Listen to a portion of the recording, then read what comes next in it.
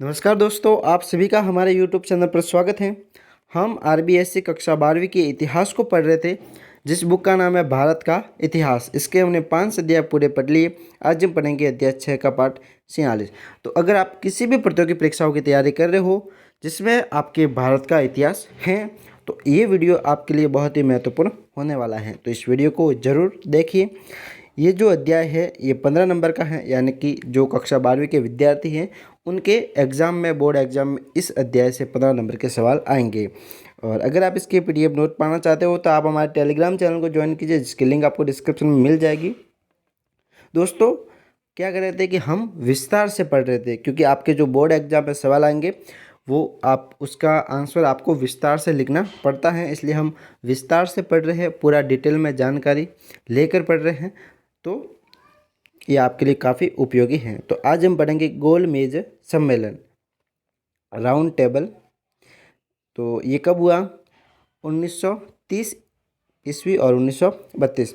Simon commission की report एवं भारत की संवैधानिक समस्याओं पर विचार विमर्श करने के लिए लंदन में भारत के विभिन्न राजनीतिक दलों के प्रतिनिधियों का सम्मेलन बुलाया गया। यह सम्मेलन गोल मेज सम्मेलन कहलाया। लंदन में 3 गोल मेज सम्मेलन हुए। Round table conference. तो प्रथम गोल मेज सम्मेलन 12 नवंबर 1930 को लंदन में प्रारंभ हुआ। इसमें भारत के राजनीतिक दलों, देशी रियासतों के प्रतिनिधि एवं ब्रिटिश सरकार के प्रतिनिधियों ने भाग लिया। ब्रिटिश सरकार के प्रतिनिधियों में प्रधानमंत्री रैमजे मैकडोनाल्ड प्रमुख था। भारत के प्रतिनिधियों में तेज बहादुर सप्रू, M.R. जैकर, C.Y. चिंतामणि, आगा खां, मोहम्मद अली जिन्ना आदि थे।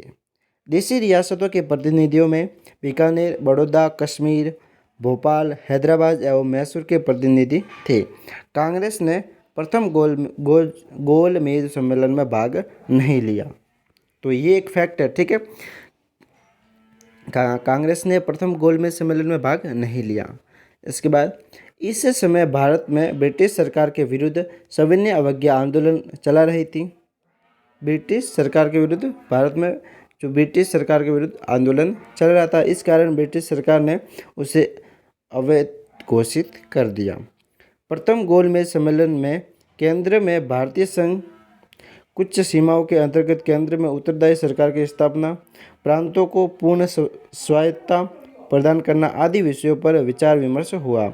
भारत के सबसे बड़े दल कांग्रेस ने इस सम्मेलन का बहिष्कार किया। इस कारण ब्रिटिश सरकार इस सम्मेलन को पूर्ण नहीं मानती थी। ये सम्मेलन 19 जनवरी 1931 को समाप्त हुआ। इसके बाद फिर द्वितीय गोल मेज सम्मेलन हुआ। द्वितीय गोल मेज सम्मेलन 7 सितंबर 1931 को प्रारंभ हुआ। इस सम्मेलन में महात्मा गांधी ने कांग्रेस के एकमात्र प्रतिनिधि के रूप में भाग लिया। इस सम्मेलन में भीमराव अंबेडकर, पंडित मदन मोहन मालवीय आदि नेताओं ने भाग लिया, ठीक है। आप ये महात्मा गांधी वाला याद जरूर रखना कि महात्मा गांधी ने दूसरे गोल मेज सम्मेलन में भाग लिया था। इस सम्मेलन में सांप्रदायिक समस्या पर निर्णय करना एक कठिन कार्य था। मुस्लिमों की भांति डॉक्टर भीमराव अंबेडकर ने प्रत्यक्ष निर्वाचन प्रणाली की मांग की। केंद्र व प्रांतों के बीच अधिकारों का वितरण एवं केंद्र में उत्तरदायी शासन की स्थापना पर प्रतिनिधियों में मतभेद था। दिसंबर 1931 में गांधी सम्मेलन से निराश होकर भारत लौट आए। द्वितीय गोल मेज सम्मेलन के बाद ब्रिटिश प्रधानमंत्री मैकडोनाल्ड ने 16 अगस्त 1932 को सांप्रदायिक निर्णय या सांप्रदायिक पंचायत की घोषणा की। इसके अनुसार दलित वर्ग को हिंदुओं से अलग मानते हुए उन्हें प्रत्यक्ष चुनाव प्रणाली की सुविधा देते हुए प्रतिनिधित्व दिया गया। इस प्रकार अंग्रेजों ने फूट डालो और राज करो की नीति अपनाते हुए दलितों और अन्य हिंदुओं से पृथक करने का प्रयास किया। तो ये उनकी नीति थी, आपस में एक दूसरे के विरुद्ध खड़ा करना भारतीय लोगों को। महात्मा गांधी ने मैकडोनाल्ड के सांप्रदायिक निर्णय के विरोध में यरवदा जेल में आमरण अनशन प्रारंभ कर दिया। मदन मोहन मालवीय, राजेंद्र प्रसाद, सी राजगोपालाचारी आदि नेता अंबेडकर से पूना में मिले।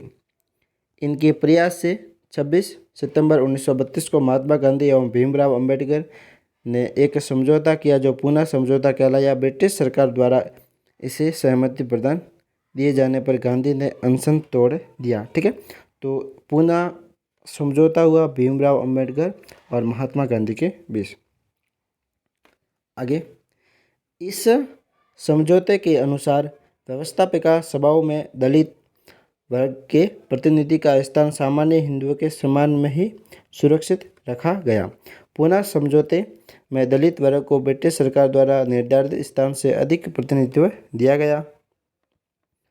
तो ये थे बाबा साहब और महात्मा गांधी। अब है तृतीय गोलमेज सम्मेलन। यह 17 नवंबर 1932 को प्रारंभ हुआ। इस सम्मेलन में कांग्रेस ने भाग नहीं लिया। तो आप याद रखना कि कांग्रेस ने केवल दूसरे गोलमेज सम्मेलन में भाग लिया था। और किसने लिया था? तो गांधी जी ने। ठीक है, पहले और तीसरे में भाग नहीं लिया। तो आप ये याद रखना, काफ़ी महत्वपूर्ण है ये।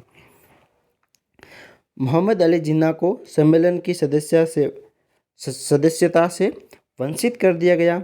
इस सम्मेलन में दूसरे गोलमेज सम्मेलन की उप समितियों की सिफारिश के आधार पर कुछ निर्णय लिए गए। ये सम्मेलन 24 दिसंबर 1932 को समाप्त हुआ। इन निर्णयों को भारत सरकार ने 1935 के अधिनियम में सम्मिलित किया।